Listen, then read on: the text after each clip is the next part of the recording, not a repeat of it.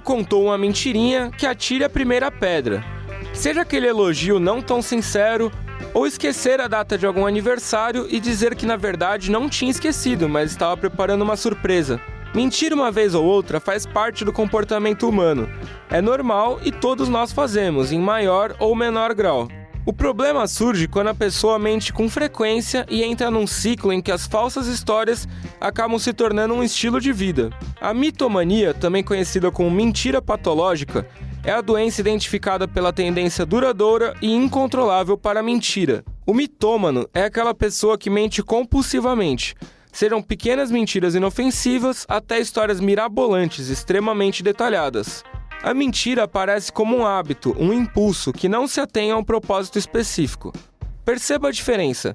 Pense em algumas mentiras que você já contou na vida. Ao lembrar desses episódios, você provavelmente conseguirá enxergar os motivos que o levaram a usar essas inverdades. No caso dos mentirosos crônicos, essas razões são intangíveis. Eles apenas parecem decidir inventar histórias sobre qualquer coisa, de situações cotidianas a eventos grandiosos, espontaneamente, sem que haja necessidade. Existem ainda casos onde o paciente produz intencionalmente sintomas físicos ou mentais de alguma doença. Esses casos vão desde pessoas que fingem ter um surto psicótico ou sofrer de amnésia, até indivíduos que simulam vários sintomas e sinais de doenças físicas e falsificam prontuários médicos para indicar uma anormalidade inexistente. A mitomania é um transtorno mais complexo do que parece. Por isso, acompanhe agora o nosso papo e saiba melhor como identificar os sintomas e qual a melhor forma de tratamento. Bom, minha gente, esse tema eu tive como grande inspiração para trazer para vocês, que é um assunto muito sério. Pode mostrar ele, o Barba 1 da câmera, pode mostrar ele. O Barba mente que eu não aguento mais. Eu não sei se eu acredito, se eu não acredito, os colegas sofrem com ele. Quando a gente começa a acreditar, descobre que é mentira. Quando ele fala, é mentira, é verdade. Aí eu falei, para a gente fazer uma leitura do Barba e tentar entender pessoas como ele, então eu trouxe aqui, com muita alegria, ele, que é psiquiatra e psicoterapeuta, o doutor Fábio Martins. Doutor Fábio, muito boa tarde. Muito boa tarde, eu que agradeço mais uma vez o convite, prazer estar aqui com vocês. Seja muito bem-vindo aqui. Obrigado pelo senhor ter aceito aqui o nosso convite. Doutor Fábio, esse tema aí, a mitomania, né? Sim. Eu dei o exemplo aqui do Barba, mas o Barba não é mentiroso, não. O Barba, ele é um cara muito divertido, que ele sabe usar, né, do dom dele também para divertir todos nós aqui. Mas a gente sabe que esse é um assunto muito sério, não é? É um assunto... olha, o nosso querido e falecido Marlon Brando, ele uma vez entrevistado disse assim, porque falaram assim, o senhor é o maior ator do século, né? E ele falou, não, todo mundo é ator. Ele disse, todo mundo é ator. Aí falou, por que todo mundo é ator? Ele falou, porque todo mundo, de uma certa maneira, mente, tá? Então, às vezes, você não está feliz, você tem que trabalhar, tem que aguentar aquele colega chato e você tem que fazer um estilo, você tem que ser você tem que atuar. Você tem que atuar o tempo todo, como se você estivesse legal, quando você estivesse bem. Então, o Marlon Brando, ele criou até uma divergência lá com um repórter que colocou isso para ele. Falei, então, você está dizendo que eu estou mentindo? Ele falou, pense como você quiser. Então, assim, essa mitomania, para você ter esse termo, tem que ser um grau altíssimo de mentira e que acaba prejudicando as pessoas, né? Essa é uma entrevista célebre do Marlon Brando, né? Que ele deu lá na década de 70. E ele fala que atuar faz parte da nossa convivência social.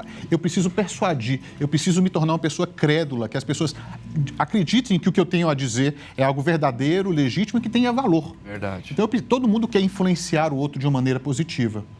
O que acontece é que a pessoa que mente compulsivamente, ela acaba não atingindo esse objetivo porque vai ficando muito evidente que as histórias são furadas. Então, no mitomaníaco, o maior prejudicado é ele mesmo, porque ele começa a criar tantas fábulas, tantas histórias, que aquilo não se encaixa e ele perde a credibilidade. Porque, padre, a gente tem 3 necessidades humanas muito básicas. Sim. A necessidade de pertencimento. Eu preciso pertencer ao grupo e, para isso, eu preciso ser aceito. E tem também a necessidade de ser competente, de ter autonomia. Mas o que o mitomaníaco faz ele tenta ser aceito de uma maneira muito primária e ele não consegue entender quais são os outros recursos, quais são as outras habilidades, de que outra maneira ele pode seduzir, participar, ajudar, colaborar. Então ele, de uma maneira muito primária, começa a inventar histórias. Mas quando se diz não tem nenhum objetivo claro, é porque não é como o psicopata, que a gente talvez precise falar também, distinguir o mitomaníaco dos psicopatas que querem ludibriar, querem enganar, querem aparecer o tempo todo. São mentiras muito frouxas e aparentemente sem razão de ser. Mas a razão inconsciente é eu quero participar, eu quero fazer parte e a minha autoestima é tão baixa que eu não sinto que eu posso contribuir de outra forma. Então eu digo o que eu acho que vai agradar o outro e aí eu não paro muito para pensar. Isso é muito comum, por exemplo, não exclusivamente em pessoas que têm déficit de atenção. São pessoas que não pensam, são muito impulsivas e falam as coisas sem pensar. Que coisa, interessante isso daí. Então a gente percebe que, infelizmente, isso é uma realidade muito abrangente no nosso meio. Que existem muitas pessoas que têm essas características no dia a dia e a gente, às vezes, não sabia dar uma denominação a esse tipo de comportamento, né, doutor? E a gente usava vários outros artifícios para, quando a gente recorria a esse tipo de gente.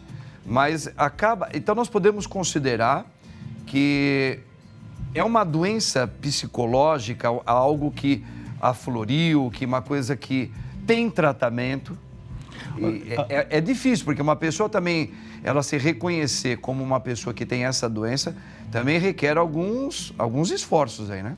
Com esse nome mitomania, né, ou pseudologia fantástica, a gente ainda não tem nos manuais diagnósticos de tratamento, a gente não tem essa classificação reconhecida oficialmente como entidade, como uma doença à parte. Mas existem estudiosos e grupos de estudos que estão lutando para que isso seja identificado como uma categoria exclusiva. E por que a gente ainda não consegue tratar isso como doença exclusiva? Porque é muito difícil, às vezes, a gente separar a mitomania, essa pessoa que mente compulsivamente, sem um motivo aparente, de uma maneira muito ingênua e boba, das outras formas de mentira, e que também está cheio por aí, né? Dos narcisistas, daqueles que precisam estar no topo da onda o tempo todo e precisam sempre mentem para prejudicar, dos antissociais, daquelas pessoas histriônicas. Então, a mentira, ela é um sintoma que faz muito parte da mitomania, mas também faz parte de uma série de outras doenças ou transtornos mentais, né? O dependente químico acaba mentindo muito, né? A pessoa que tem transtorno bipolar e está gastando muito, precisa mentir para, de alguma maneira, esconder aqueles gastos. Então, a mentira é um sintoma que está presente em uma série de condições psiquiátricas e emocionais diferentes. Só que na mitomania é essa mentira infantil e que não se sustenta. E que o maior prejudicado é a própria pessoa, porque não se sustenta. Agora, tem aquelas mentiras compulsivas que fazem parte de outros quadros que podem prejudicar muito as outras pessoas. É interessante. Eu conheço algumas poucas pessoas que ela é o extremo disso. São pessoas muito sinceras e que acabam afetando o meio onde elas estão. Enquanto todo mundo, às vezes, não tem coragem de falar aquilo que está sentindo, então meio que maqueia aquilo, fica quieto. Eu conheço pouquíssimas pessoas que falam a verdade e, às vezes, machucam o ambiente. Isso também, dá-se um nome para esse tipo de, ao contrário? Padre, a verdade é um valor em si, mas ele não é o único valor. Existem outros valores que têm que ser colocados na mesa e a gente tem que ponderar. Verdade, honestidade é importante, mas lealdade, empatia, compaixão. Então, uma tonelada de verdade pode matar uma pessoa. Então, a verdade tem que ser utilizada com sabedoria. E por isso, às vezes, a gente não dá uma notícia de uma maneira displicente, a gente tenta preparar a pessoa, a gente precisa entender de onde essa pessoa que está nos ouvindo, em que condição ela está. Precisa ter essa sensibilidade para você não causar um mal no meio, né? Então, antes de eu dizer a minha verdade, eu preciso entender qual é a verdade do outro e de onde esse outro está vindo e ter uma sintonia. A partir disso, a gente vai construir verdade. Mas a construção da verdade é um caminho e tem que ser feito com delicadeza, muitas vezes. Será que esse camarada do filme do Shrek aí, ele pode contribuir para alguma coisa? Shrek, fala aí! Não pode mentir. Então me diga, boneco, onde está o Shrek?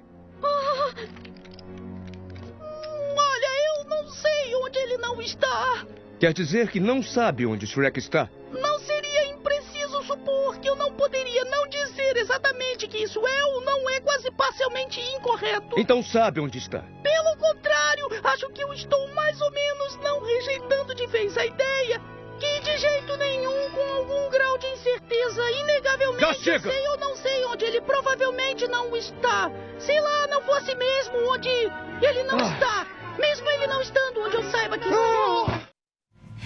Meu Deus do céu, doutor, aí. Ele foi perfeito, né? Para não denunciar o amigo e não mentir, ele deu uma enrolada, né?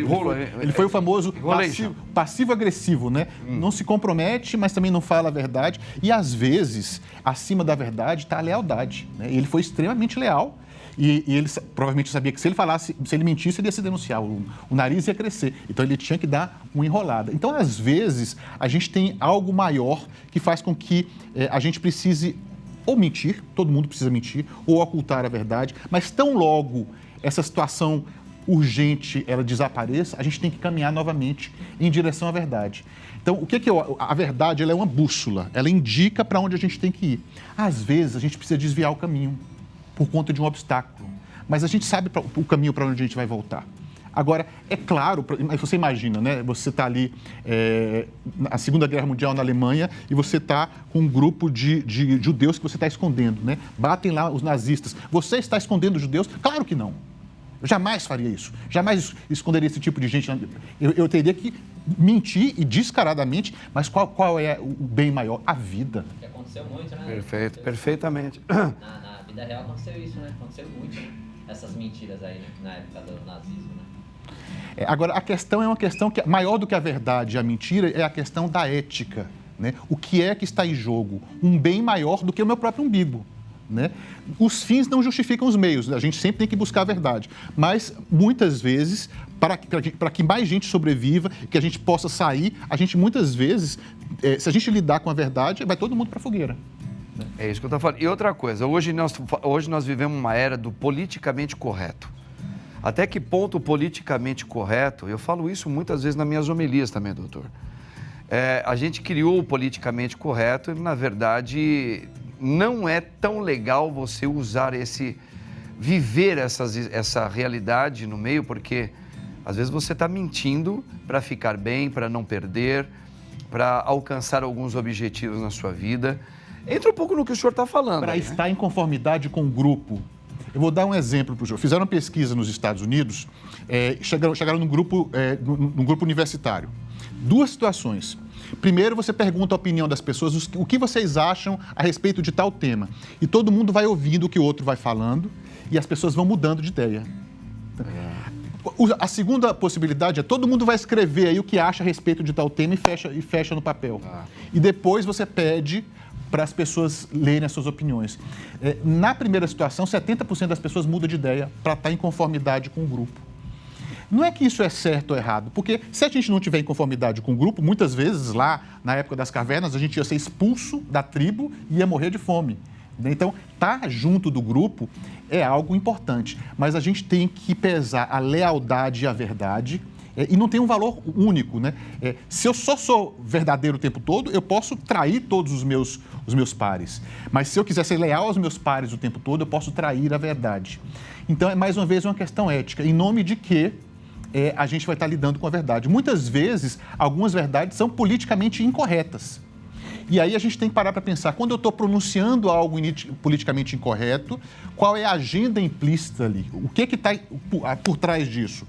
Qual é o meu jogo? Onde é que eu estou querendo ganhar ou perder? E aí, muitas vezes, a gente tem que colocar isso explícito para quando a gente está falando de um tema politicamente incorreto. Parece que nós temos uma perguntinha, né? Nós temos uma pergunta aí que pode ainda endossar mais ainda toda essa nossa conversa aí, doutora. Dá uma olhada no VT. Estou descobrindo várias pequenas mentiras em meu relacionamento.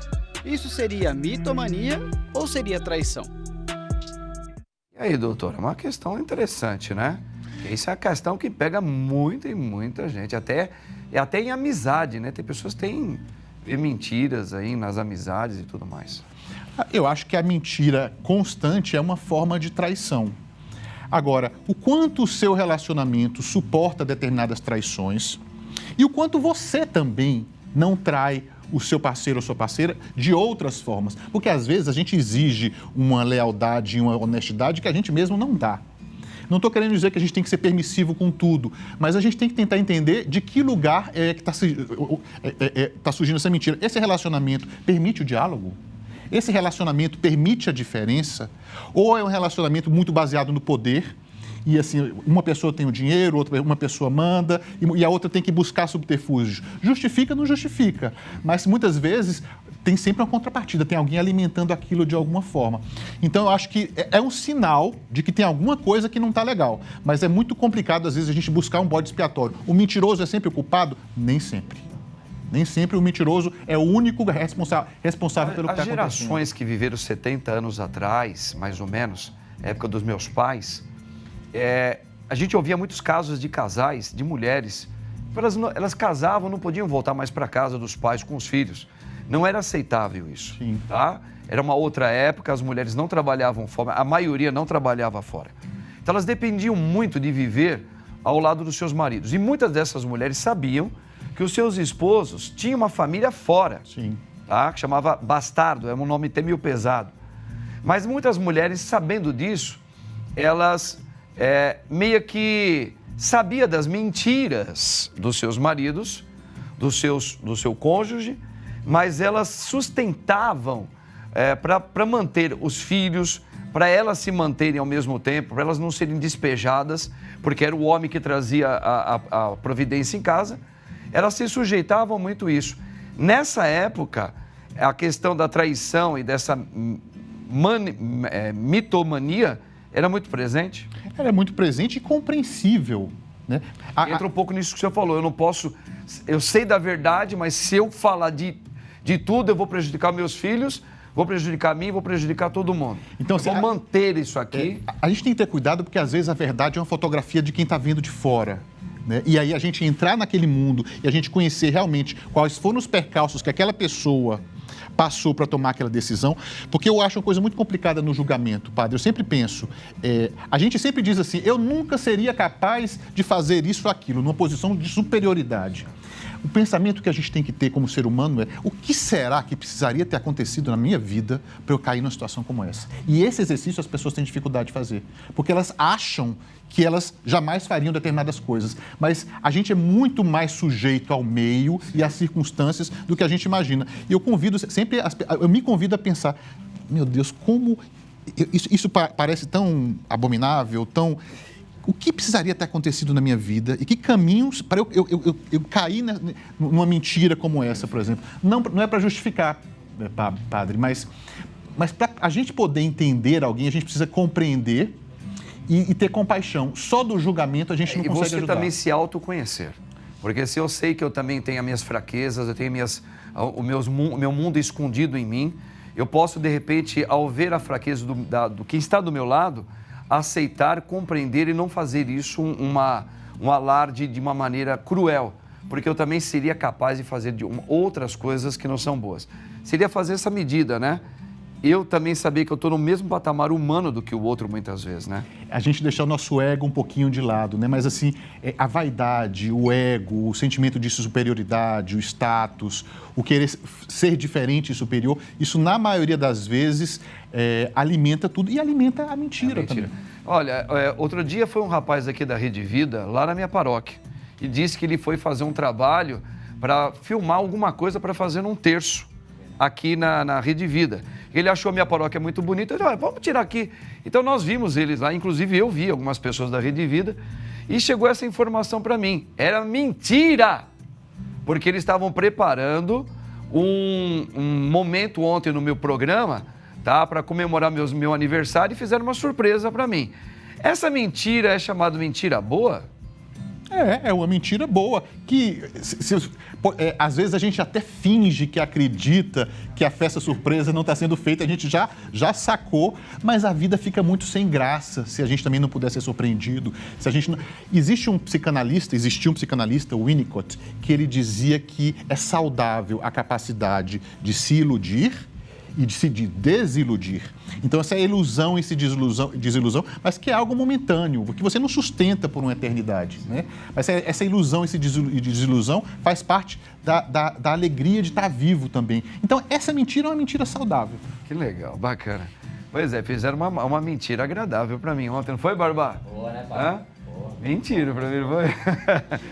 Ó, nós temos através disso, qual foi a verdade que apareceu? O apreço por celebrar a sua existência, celebrar... As pessoas mostrando que tem uma simpatia, um gosto por mim, né? Um carinho, né? Vamos dar uma olhadinha, nós temos mais um VTzinho aí, doutor, olha que bacana. Não existe mentira para poupar o outro, para não magoar. Não existe mentira boa. Toda mentira é egoísta, feita para proteger a si mesmo.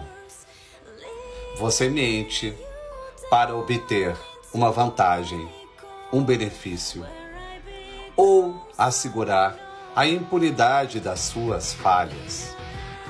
Mentir é passar uma pessoa para trás. Mentir é como furar a fila da existência. Você quer roubar o lugar de alguém. Você ostenta méritos que não foram conquistados com o seu esforço. Olha aí, doutor. Mas a gente também conhece, falando de mentira, algumas... Naquilo que o senhor mesmo falou. O senhor colocou um ponto aí que eu achei que para mim ele é a máxima de toda a nossa conversa. A gente sabe que existem algumas pessoas que, psicologicamente, se você falar a verdade para elas, você derruba ela todinha. Então, você tem que falar, meu Deus, o que eu vou fazer? Essa é a minha questão, desculpe interromper, Sim. Padre, com os filósofos. Filosoficamente, muitas coisas eu concordo em gênero, número, grau, mas quem é clínico, quem atende, quem está à beira do sofrimento do outro, a filosofia às vezes é um pouquinho diferente. A verdade nua e crua, para pessoas de vulnerabilidade, ela precisa ser trazida com muita delicadeza. Porque cada um é único, cada um ele tem um comportamento de resposta psíquica no mundo exterior, né? Às vezes aquilo que para o senhor tem essa capacidade de poder administrar e amenizar a sua dor, eu não posso ter, eu posso não ter, né? Eu não tenho culpa, eu não consigo. Se o senhor está falando que isso aqui não te assusta, para mim me assusta demais.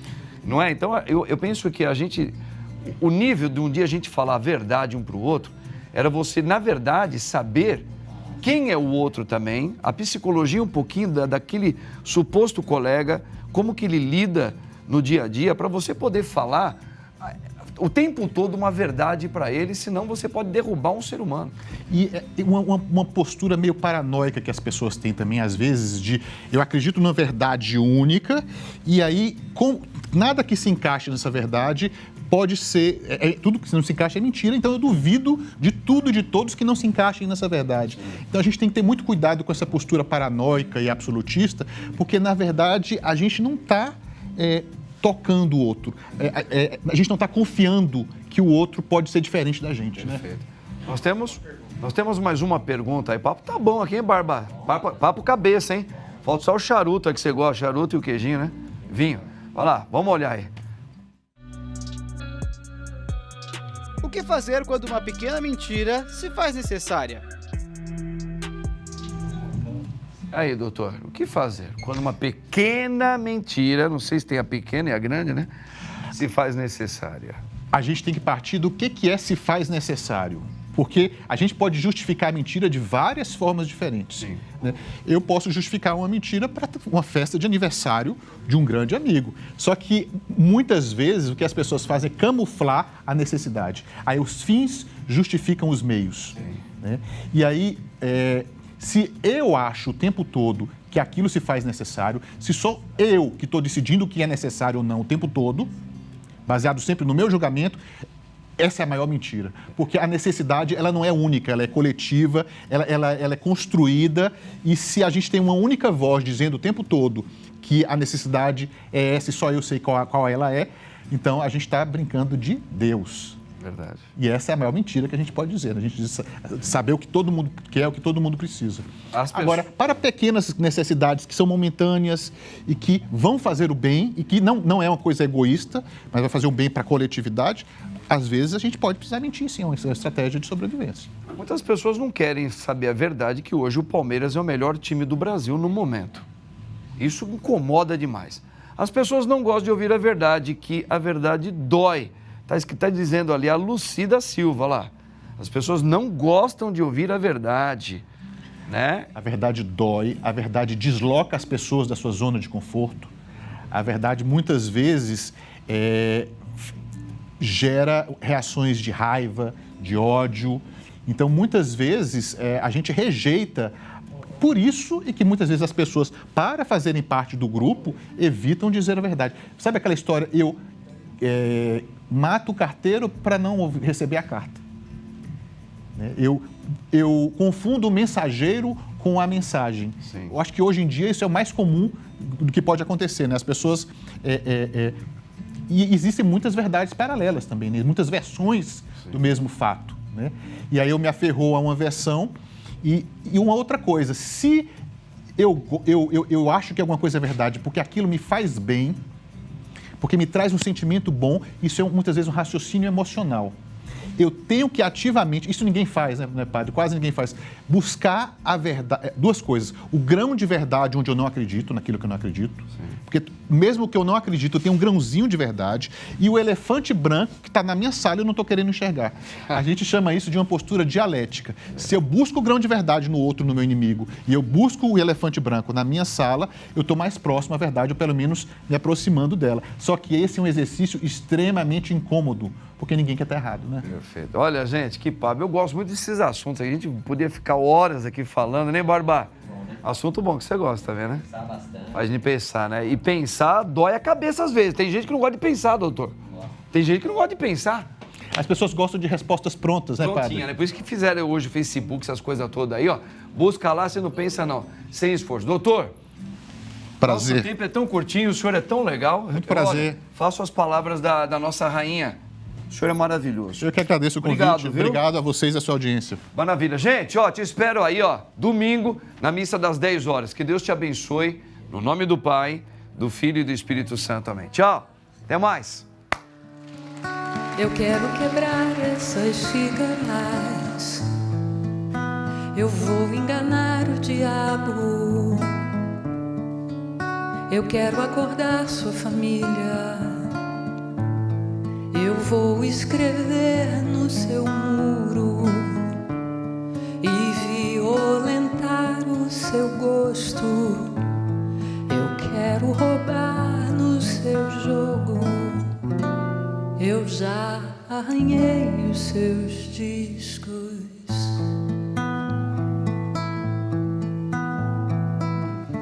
Que é pra ver se você volta. Que é pra ver se você vem. Que é pra ver se você olha pra mim. Nada ficou no lugar. Eu quero entregar suas mentiras. Eu vou invadir sua aula. Queria falar sua língua. Eu vou publicar seus segredos. E eu vou mergulhar sua guia. E eu vou derramar nos seus planos o resto da minha alegria.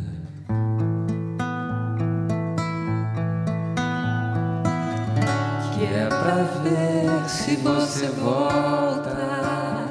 Que é pra ver se você vem. Que é pra ver se você olha pra mim. Que é pra ver se você volta. Que é pra ver